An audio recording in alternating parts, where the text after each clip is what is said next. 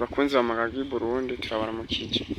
Uyu munsi tukaba twagendeye ahantu ku mutumba wa Mihigo maja ku mugezi bita mu Kiregete. Uva ku mugezi ni nk'imetero nka 30.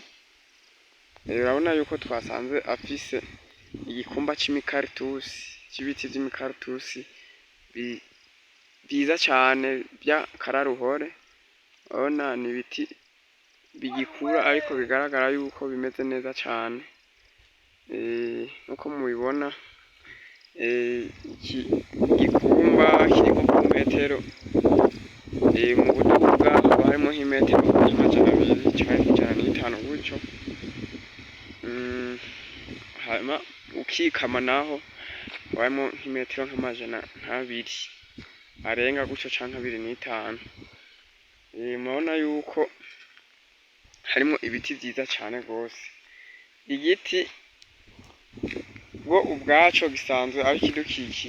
Igiti gisanzwe ari ikintu gikenerwa mu bikorwa vya misi yose, haba mu kubaka, mu gucana, umva bakoresha batetse canke ivyo barimwo barakora vyose birasaba ibiti, haba no mu kugira ibindi bintu vyose birasaba yuko umuntu aronka ibiti. Urabona rero yuko uyu muntu yakoze igikorwa ciza cane, igikorwa co kuba afise igikumba kingana nk'uku kirimwo ibiti vyiza cane nk'uku. Rero nkuko mubibona ni ibintu vyiza cane, ibintu vy'agaciro kubona umuntu agira igikumba kingana uku, igikumba kirimwo ibiti bimeze uku ku mutumba wa Mihigo. Niba uri impande y'umugezi Buceregete aho bavoma amazi. Urabona yuko uvuze umanuke ushike ku mugezi ni metero dukeya cane, metero dukeya. Murumva yuko igikumba kiri ahantu gishobora kironka amazi, nayo mpamvu n'ibi biti vyaho bimeze neza.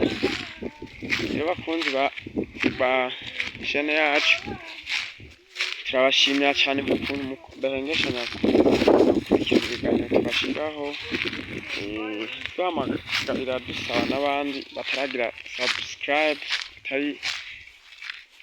cyangwa gukurikirana iyi shene yacu ko bogira subscribe, hama abayikoze nabo bakabandanya kugira shares na comment. Uko urubuga rukomeza kwaguka, natwe niko ibikorwa bikomeza kwiyongera, bigatuma dukora ibintu vyiza, twerekana ivyiza bigize intuza yacu. Urabona yuko aha hoho harimo n'ibiti vy'amagereveriya. Amagereveriya rero nayo nyene murazi ni igiti vyiza cane, vyovyo navyo nyene bivamwo ahanini imbaho bakoresha mu gukoramo inzugi ibiki.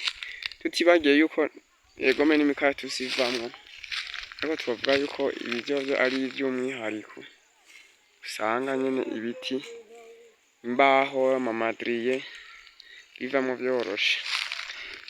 Nkuko twababwiye murabona hariya hakurya naho abantu banikiye, aho hakurya gatoya naho banikiye abantu bari ku mugezi. Urumva yuko ari impande y'umugezi haruguru yaho maja hakurya.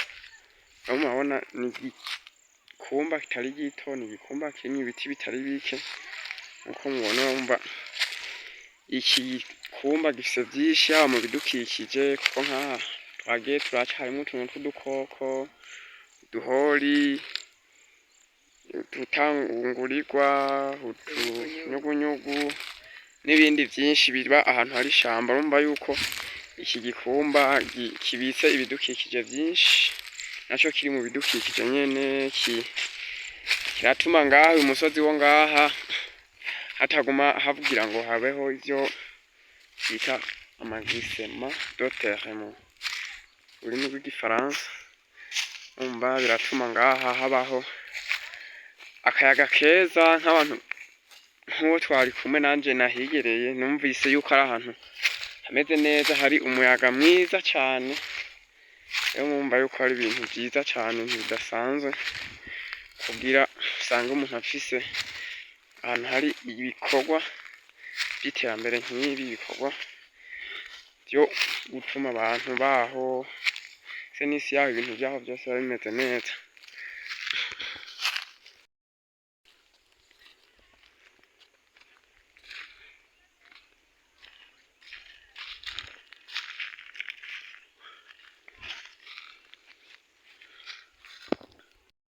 Urabona tuvuye hariya hose twakaje ngaha, aha ni ku mutwe aho giherera ruguru, hano naho nyene haba hepfo